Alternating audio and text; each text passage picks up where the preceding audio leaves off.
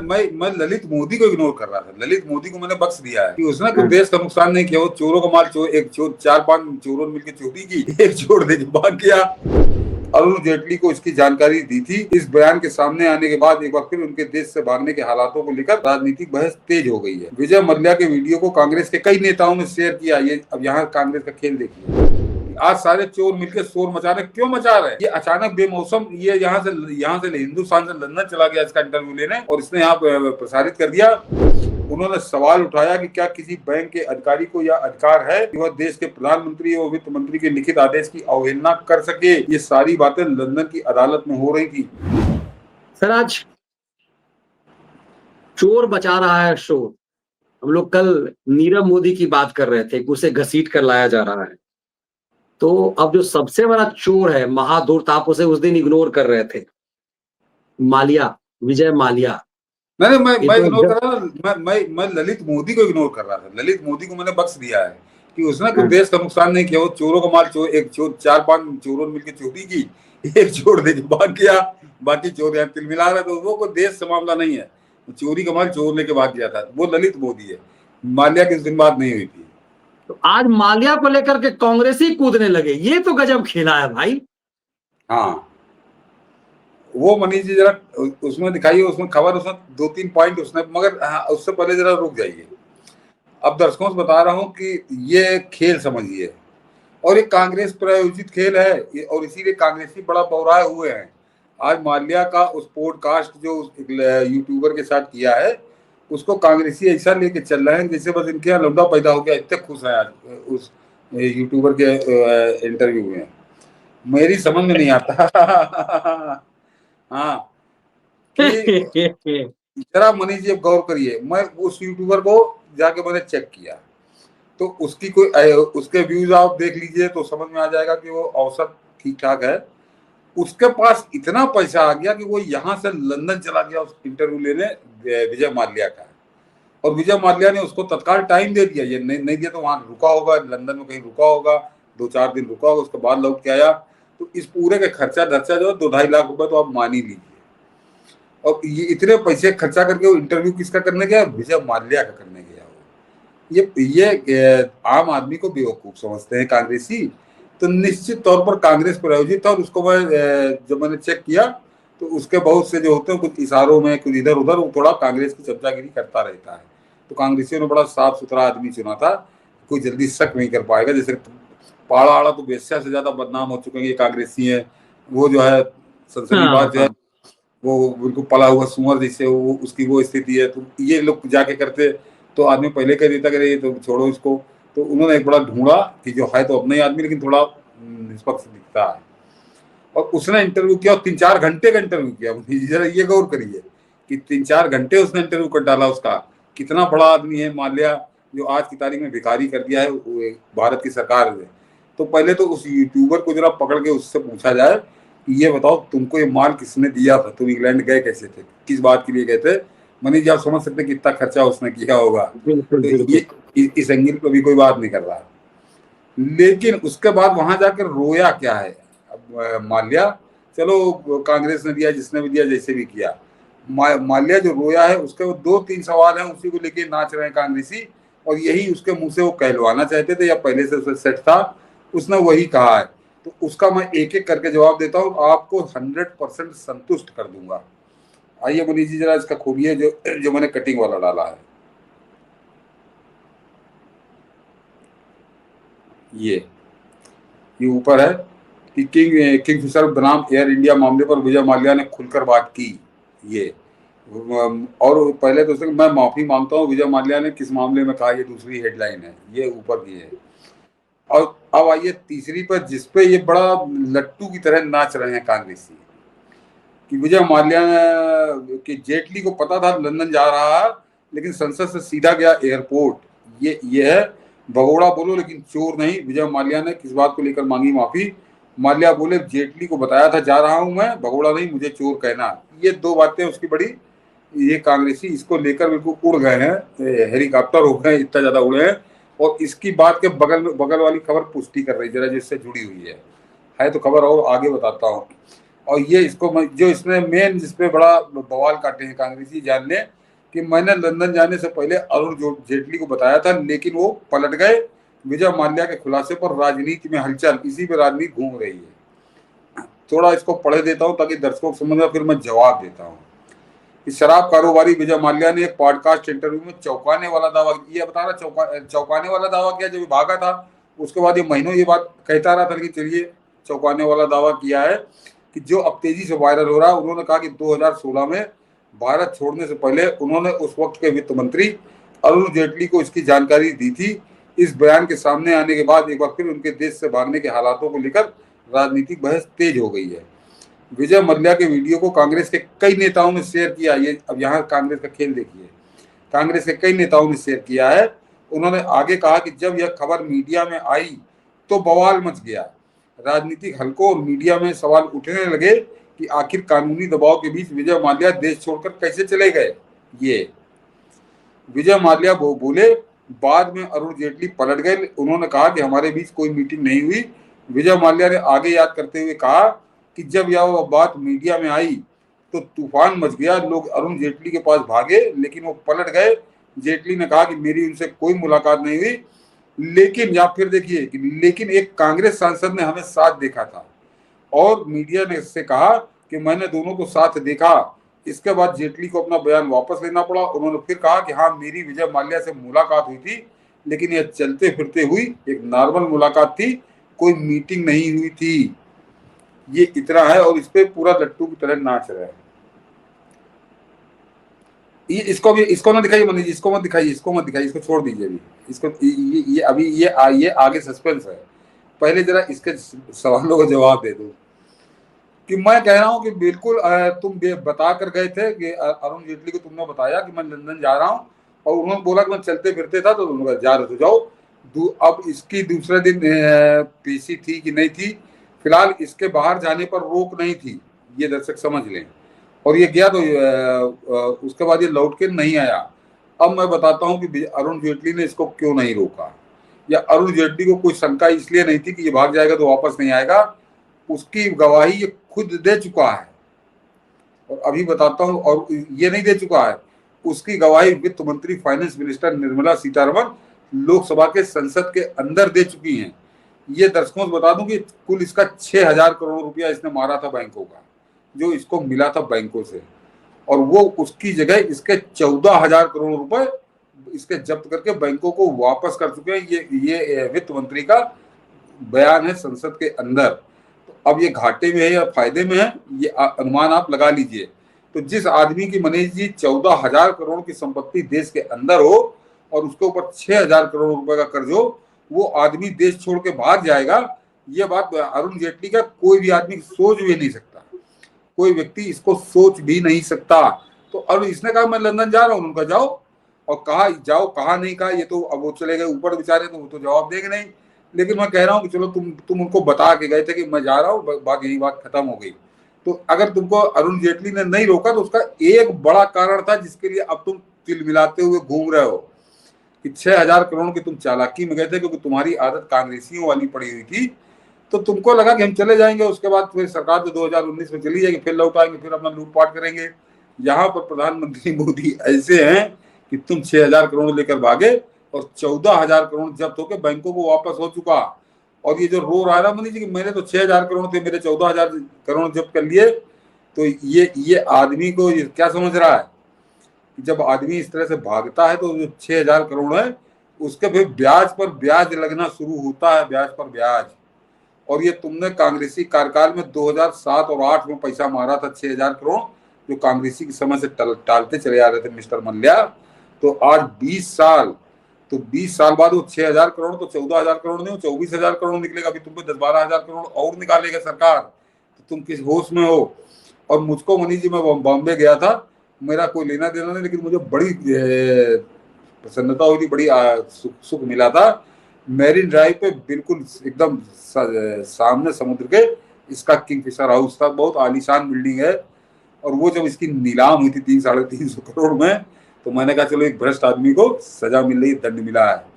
तो ये आदमी अपने आप में, तो अरुण जेटली को तुम बता के गए थे नहीं गए थे, उससे कोई नुकसान देश का नहीं हुआ। नुकसान तो तुम रो रहे हो अपने आप को।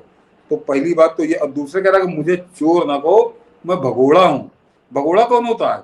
भगोड़ा कोई शौक में भागता है क्या आदमी? भगोड़ा वो आदमी होता है जो अपराध करता है। तो या तो तुमने कोई बलात्कार किया था, या तुमने कोई हत्या की थी, या तुमने कोई लूट की थी। और अगर ये नहीं की थी, तुम चोरी करके तो भागे ही थे बैंकों के यहाँ तुम नामजद चोर हो। तो भगोड़ा, ये कौन सी बात है? मैं भगोड़ा हूँ, मैं चोर नहीं हूँ। तो भगोड़ा किस बात भगोड़ा तुम किस बात पे हो? तुमने या तो कोई बताओ, तुमने कोई बलात्कार किया था, और अगर तुमने कुछ नहीं किया था तो तुम भागे क्यों थे? ये बात इस विजय मल्ल्या को बड़ा सियाना बन रहा है, और कांग्रेस प्रायोजित ये पॉडकास्ट करा रहा है और अपनी सफाई दे रहा। तो ये इसको दर्शक समझ लें। लेकिन आज जब ये हल्ला मचा रहा, क्योंकि जिन्होंने ये हल्ला मचवाया है इससे, और इनको एक मनीष जी समझ लीजिए बड़ा प्रायोजित इंटरव्यू है। एक चोर से शोर मचा के, तो चोर और उस चोर के मददगार सारे चोर मचाएं शोर, ये इसको आप उसमें लीजिए बहुवचन में, कि आज सारे चोर मिलकर शोर मचा रहे। क्यों मचा रहे हैं? ये अचानक बेमौसम, ये यहाँ से हिंदुस्तान से लंदन चला गया इसका इंटरव्यू लेने, और इसने यहाँ प्रसारित कर दिया। क्योंकि ऑपरेशन सिंदूर में जो झूठ बोल रहा है अधेड़ पिछले 1 महीने से, वो बहुत भारी पड़ने लगा है कांग्रेस का जनता के बीच में मुंह काला हो रहा है। तो इनको जब कुछ नहीं सूझा, तो ये लेके आया कि चलो विजय मल्ल्या वाला सुनाओ। वो जो अरुण जेटली क्योंकि उमर गए हैं, तो उनके नाम से चाहे उलूल जुलूल कुछ भी कह दो। ये इसलिए ये पूरा प्रायोजित इंटरव्यू है कि इसका विजय मल्ल्या की तरफ लोगों को ध्यान मोड़ दो, ताकि अधेड़ ने जो करतूतें की हैं पिछले 1-1.5 महीने के अंदर, भारत विरोधी, सेना विरोधी, वो उन पर लोगों का ध्यान हटे। वो अपना अड़ा हुआ है कि वो वही कर्म करेगा, वो मान नहीं रहा। और साथ में हल्ला मचाने के लिए चोर बुलाया गया कि तुम आके शोर मचाओ, साथ में एक सड़कछाप यूट्यूबर चला गया। तो ये इस वजह से ये पूरा प्रोग्राम था। लेकिन इनका धन्यवाद ये विजय मल्ल्या का, और जिसने इसके लिए पैसा दिया कि जरा आगे जाके उसका इंटरव्यू करो। तो जरा अब आइए मनीष जी दूसरी खबर पे, जो कांग्रेस के कपड़े पूरी तरह से उतार रही है। ये दर्शक इसको जरा सुने। अब आप उस खबर को दिखाइए। ये जो बता रहा ना कि मैं जेटली को बता के भाग गया था और फलाने भाग गया था, उसके भागने की असलियत क्या है?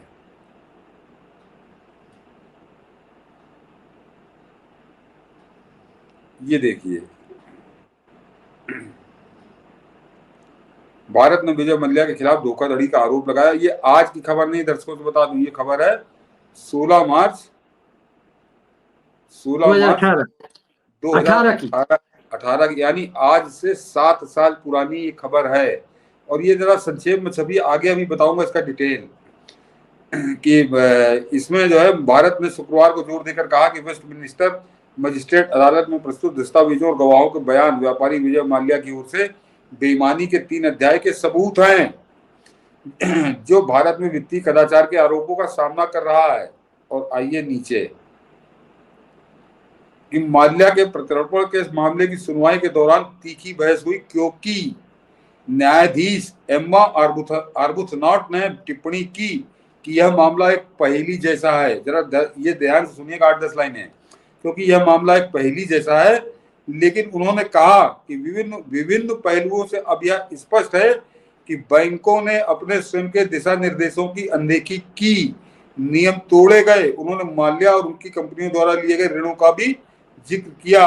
तो ये बात वहां की जो वेस्ट मिनिस्टर की न्यायाधीश है, वो कह रही कि बैंकों ने अपने स्वयं के दिशा निर्देशों की अनदेखी की, नियम तोड़े गए। किसने कहा था? किसने नियम तोड़वाए थे और किसके कहने पर नियम तोड़े गए थे? इसको जरा माल्या जरा के ज्ञान वर्धन करें। ये वहां की जितने सबूत उसके सामने रखे गए थे, उसके बाद वहां के न्यायाधीश की ये टिप्पणी थी। और इसको जरा और ज्यादा बोला गया है। इस शुक्रवार को माल्या के मामले की मनीष बगल वाली खबर, इसके बगल में एक और पड़ी है, वो भी दिखाइए जरा। इसको तो छोड़ दीजिए, वो उसी समय की ओरिजिनल है, किसी ने मुझे भेजी थी। अच्छा नहीं है शायद, नहीं यही मैं मेरे पास इसमें पड़ी, मैं पढ़े दे रहा हूँ। और ये अखबार ने बड़ा खुल के लिखा है कि हुआ क्या, कि भारत के भगोड़े कारोबारी विजय माल्या को लंदन की कोर्ट से आंशिक राहत मिली है। कोर्ट ने बैंकों द्वारा माल्या को दिए गए लोन को लेकर तत्कालीन प्रधानमंत्री मनमोहन सिंह एवं तत्कालीन वित्त मंत्री द्वारा लिखे गए पत्र को लेकर सवाल उठाए हैं। इसमें चिट्ठी लिखी थी मनमोहन सिंह और चिदम्बरम ने इस माल्या को लेकर बैंकों को लिखे गए पत्र में इन दोनों नेताओं ने माल्या को लोन देने का आदेश दिया था। शुक्रवार को माल्या के मामले की सुनवाई करते हुए जस्टिस एमा आर्बतनाट ने साफ तौर पर यह कहा कि माल्या की एयरलाइन कंपनी किंगफिशर को लोन देने में भारतीय बैंकों ने पूरी तरह अपने ही नियम एवं प्रावधानों का उल्लंघन किया। यह कहा जा सकता है कि इस मामले में आंख मूंद कर काम किया गया। कोर्ट ने यह टिप्पणी तत्कालीन प्रधानमंत्री मनमोहन सिंह एवं तत्कालीन वित्त मंत्री पी चिदम्बरम के संदर्भ में की है। यानी उनका नाम नहीं लिया, लेकिन उन्हीं के संदर्भों में टिप्पणी थी, जिन्होंने बैंकों की आपत्ति के बाद भी माल्या को लोन देने का आदेश दिया था। सुनते जाइए, नंगा कर रही है ये खबर।